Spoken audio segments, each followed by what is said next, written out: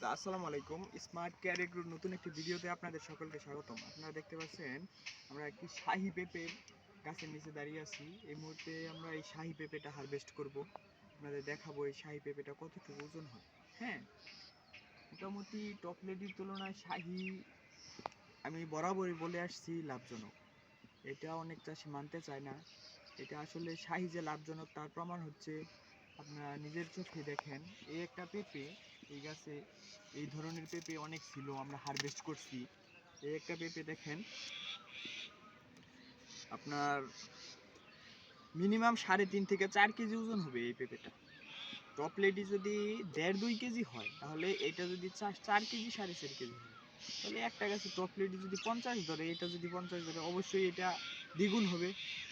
তাহলে টপ লেডির তুলনায় শাহীতে পরিচর্যা কম, রোগ কম, কীটনাশক কম লাগে, সার কম লাগে, তারপরেও ফলন দ্বিগুণ। তাহলে আপনারাই ডিসাইড করেন টপ লেডি না শাহী কোনটা করবেন। হাইব্রিডের তুলনায় দেশীয় জাতগুলা বাংলাদেশের আবহাওয়ার সাথে ভালো ম্যাচ হয়। তাই আপনারা যারা চাষাবাদ করবেন অবশ্যই শাহীকে প্রাধান্য দিবেন। কমার্শিয়াল পেঁপে করতে গেলে অবশ্যই শাহী আপনার প্রজেক্টে রাখতেই হবে। যদি শাহী রাখেন তাহলে আপনার হচ্ছে 1 বছর পার হয়েও 2 বছর ফল খাবেন। 2 বছর যখন খাইতে যাবেন তখনই আপনি রমজানে পেঁপে সেল করতে পারবেন। রমজানে পেঁপে সেল করার জন্য অবশ্যই আপনারা জুন জুলাইয়ে শাহী জাতের চারা রোপণ করে রাখবেন। অটোমেটিকলি আপনার রমজানের থেকে হারভেস্ট শুরু হয়ে যাবে।